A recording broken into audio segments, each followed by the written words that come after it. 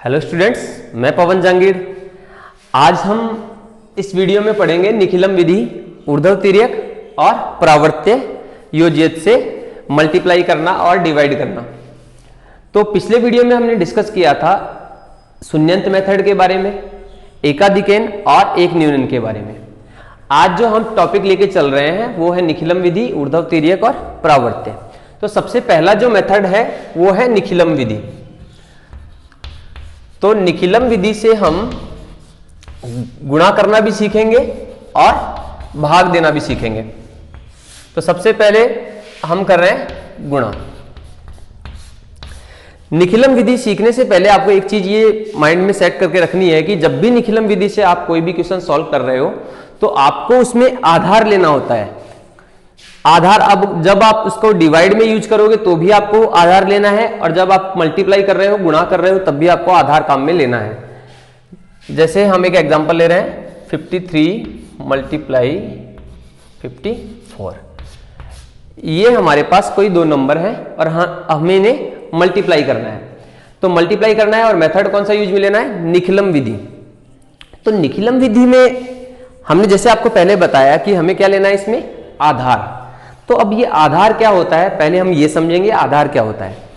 आधार का मतलब हमें इस नंबर के नियरेस्ट में लेना है, या तो इसके नजदीक में क्या आता है, 10, 100, 10, 100, 1000, इस फॉर्म में इसमें इनमें से कौन सा नजदीक में आता है, इनमें से हमें आधार लेना होता है।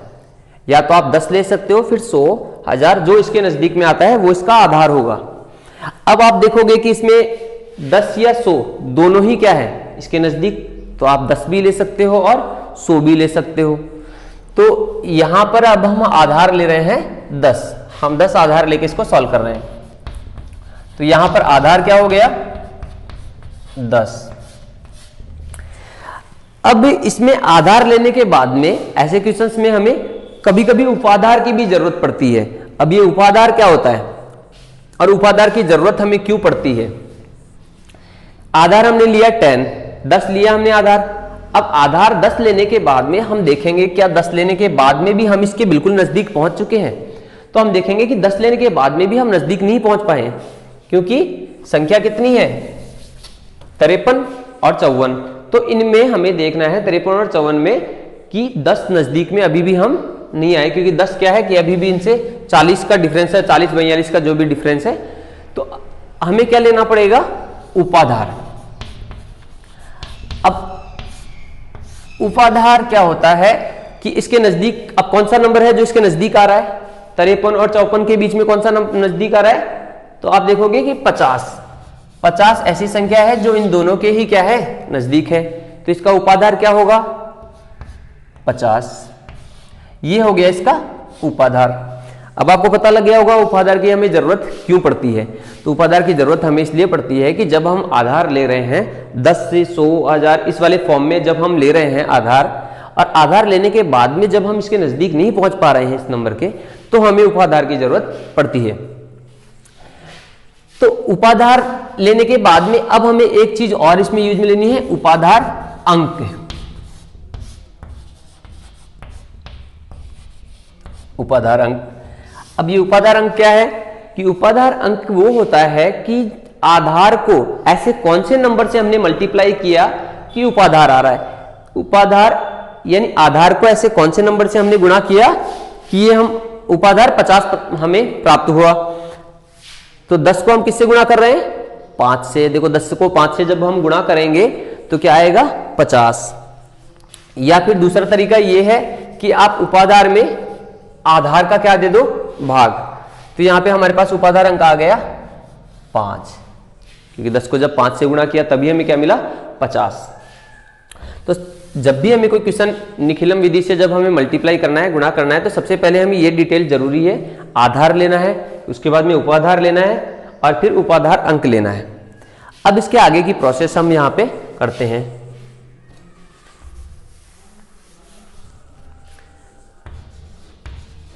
ये है 53 और ये 54। तो इन दोनों को हमें गुणा करना है। तो सबसे पहले तो हमें इन दोनों नंबर्स को ऊपर नीचे ऐसे लिख लेना है। ऊपर नीचे लिखने के बाद अब हमें देखना है कि 53 जो है ये इसके उपाधार से कितना ज्यादा है या कितना कम है। अब यहाँ पे हम उपाधार से इसलिए देख रहे हैं क्योंकि हमने यहाँ पे उपाधार लिया है। अगर उपाधार हमने यूज नहीं लिया होता तो हम देखते आधार से कितना अंतर है, लेकिन यहाँ पे हमने क्या यूज में लिया है, उपाधार। तो जो उपाधार और इस नंबर के बीच में जो अंतर होगा वो क्या होगा, विचलन। तो यहां पर 53 और 50 के बीच में कितने का अंतर है, 3 का। और वो 3 का अंतर कैसे है, ज्यादा है तो प्लस में आएगा, +3। देखो 53 50 से क्या है, 3 ज्यादा है तो हम क्या लिखेंगे, +3। और 54 जो है वो 50 से कितना ज्यादा है, +4। तो पहले हमें नंबर्स को ऊपर नीचे लिखना है, उसके बाद में हमें उसके विचलन लिखने हैं। 53 50 से 3 ज्यादा था और 54 जो है 50 से 4 ज्यादा था।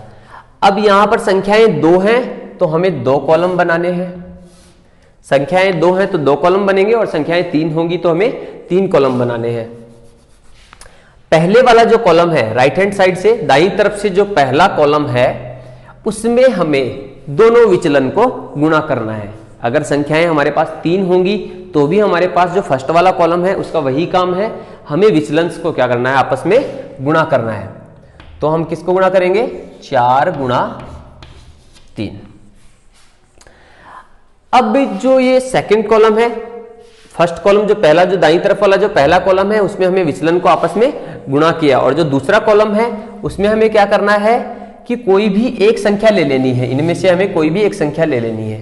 तो मान लो हमने लिया संख्या यहाँ पे 53। अब 53 जो है उस संख्या में से, ये 53 जो हमने संख्या ली उसके सामने वाला विचलन नहीं लेना। जो भी संख्या लेंगे हमें उसके सामने वाली ना लेके जो दूसरी जो बच गई है वो वाली विचलन हमें लेना है। जैसे हमने लिया यहाँ पे 53 और 53 में उसके सामने वाला 3 ना लेकर हमें क्या लेना है, +4। इतना करने के बाद में यहां पर इस ब्रैकेट के बाहर हमें मल्टीप्लाई में लिखना है उपाधार अंक। अगर उपाधार अंक है तो हमें यहां पर मल्टीप्लाई में लिखना होगा उपाधार अंक। अब इसको गुणा कर लो, 4 तिये 12, 53 और 4 कितने हो जाएंगे, 57 गुणा 5, 57 गुणा 5। तो इसको आपस में गुणा करो, 5 संते 35, 3 बच गए, 5 को 5 से गुणा करेंगे, 5 पंजे 25 और 3 28, और दूसरे वाले कॉलम में आ गए 12। 5 संते 35, 3 बच गए, 5 पंजे 25 और 3 28। तो ये हमारे पास दोनों कॉलम में 2 संख्याएं आ गई। इतना करने के बाद में हमें फिर ये देखना है कि हमारे जो आधार में या उपाधार में कितने जीरो हैं। तो आधार में कितने जीरो हैं, 1 जीरो है। तो हमें इस कॉलम में, हमें सभी कॉलम में, लास्ट वाले कॉलम को छोड़ के सभी कॉलम में हमें एक एक डिजिट रखनी है। यानी यहाँ पे हमें क्या रखना है, ओनली 2 रखना है। यहाँ पर ये 1 कहाँ चला जाएगा, नेक्स्ट वाले कॉलम में। 1 कहाँ चला जाएगा, नेक्स्ट वाले कॉलम में। तो क्या आ गया, 285 में 1 ऐड करेंगे कितना हो जाएगा, 286। तो उसको हम यहाँ लिख देते हैं 2862। ये हो गया इसका आंसर। तो ये हमने किससे किया, निखिलम मेथड से। तो आपको समझ में आ गया होगा निखिलम विधि से हमें क्या करना होता है। निखिलम विधि से हमें सबसे पहले आधार लेना है, और अगर उपाधार की हमें जरूरत पड़ रही है तो उपाधार भी लेना है। उसके बाद में दोनों संख्याओं को ऊपर नीचे लिखना है। हर संख्या के सामने उसका क्या होगा, विचलन। जितनी संख्या होंगी उतने हमें कॉलम बनाने हैं। दाईं तरफ से जो पहला कॉलम है उसमें हमें दोनों विचलन को क्या करना है, गुणा। और जो सेकंड वाला जो कॉलम है उसमें हमें एक संख्या लेनी है, उसके सामने वाली विचलन ना लेके दूसरे वाली संख्या के सामने वाला विचलन लेना है। तो इस प्रकार हमने 2 संख्याओं का गुणा सीखा है निखिलम विधि से। अब हम सीखेंगे 3 संख्याओं का गुणा। जैसे हमने लिखा 97,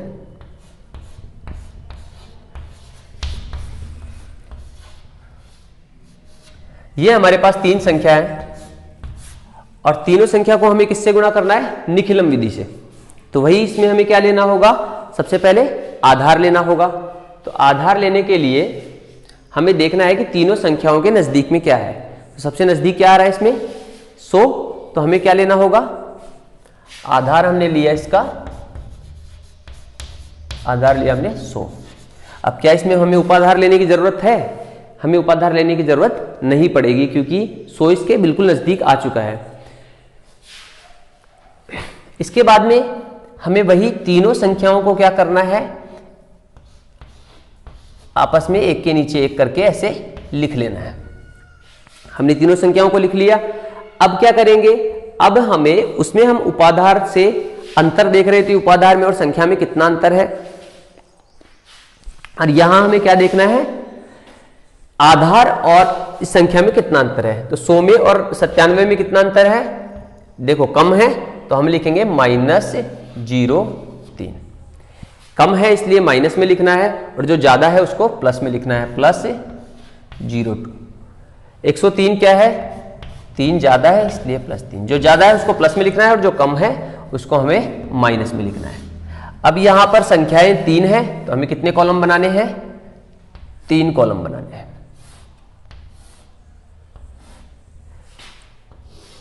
फर्स्ट वाले कॉलम में दाईं तरफ से जो पहला कॉलम है उसमें हमें वही करना है, तीनों संख्याओं को आपस में गुणा करना है।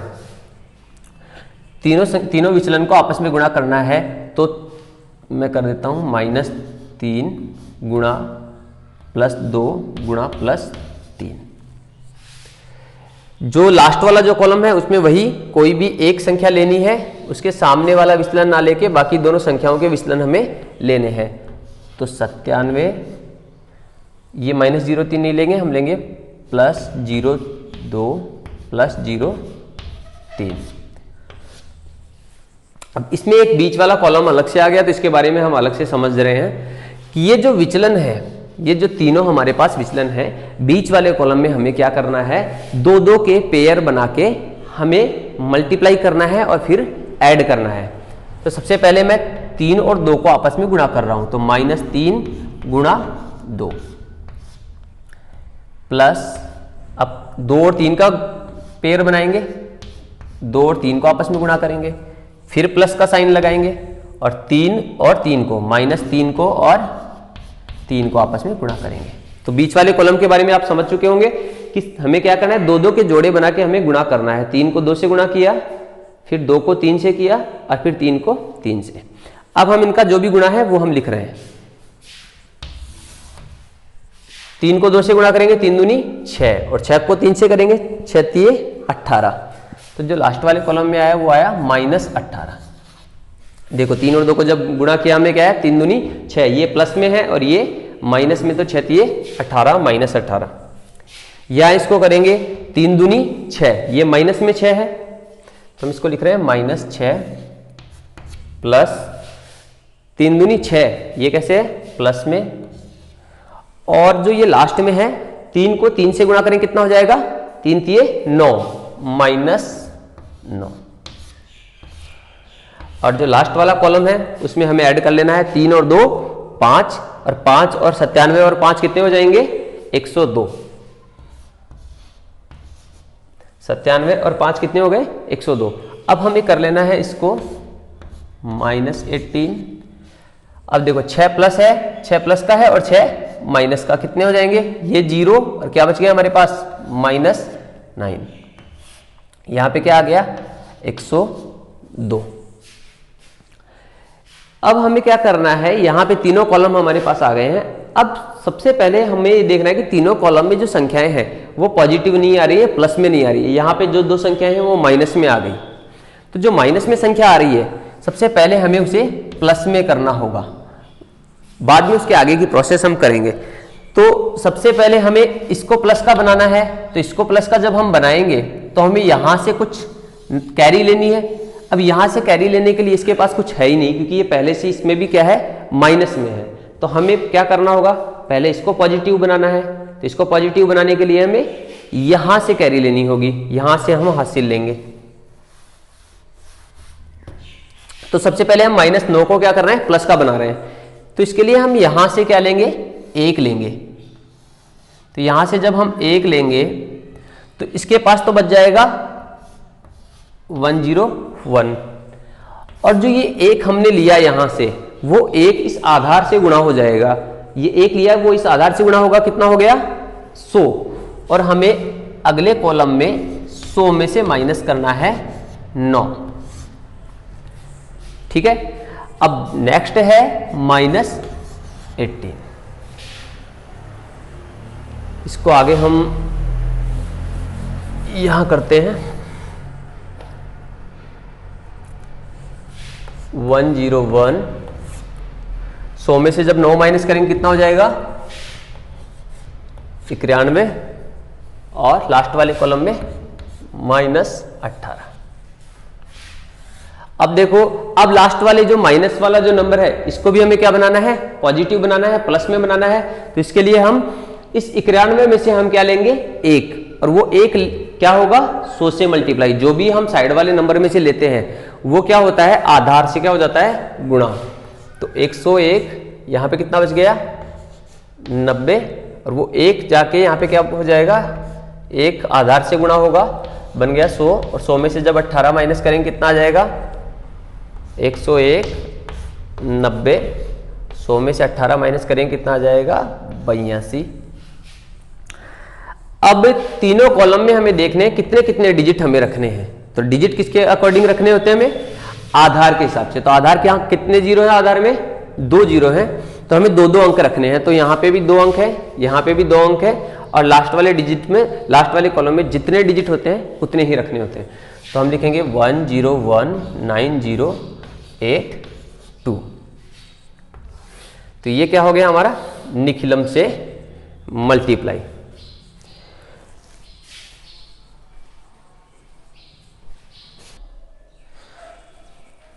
तो हमने अभी निखिलम से गुणा करना सीख लिया है। हमने निखिलम से 2 संख्याओं का भी गुणा करना सीखा है और 3 संख्याओं का भी। अब आपको मैं कुछ क्वेश्चंस दे रहा हूं, उन क्वेश्चंस को आपको निखिलम विधि से गुणा करना है।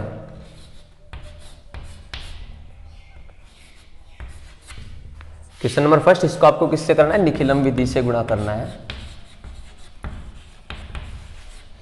निखिलम विधि से गुणा।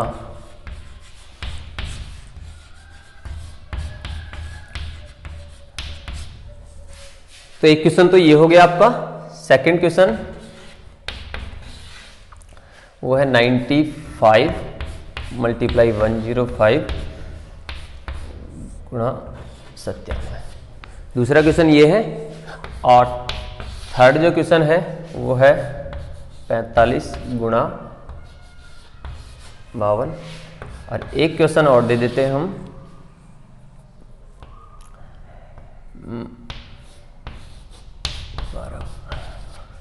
इन चारों क्वेश्चंस को आपको निखिलम विधि से गुणा करना है, और आपको जो भी इसका आंसर है वो कमेंट में आपको डालना है। अगर आपका क्वेश्चन जो आंसर है वो रॉन्ग है या नहीं, इसको चेक करने के लिए आपको इसको साधारण गुणा करके देख लेना है। जैसे आप नॉर्मल गुणा करते हो 23 गुणा 27, पहले इन दोनों को गुणा कर लो, और जो भी आंसर इसका आएगा उस आंसर में आपको फिर 24 से गुणा कर लेना है। इस प्रकार से आप अपने जो आंसर है उसको चेक कर लीजिएगा, और आपको इन सभी के जो आंसर है वो कमेंट में आपको इसका आंसर देना है। Thank you.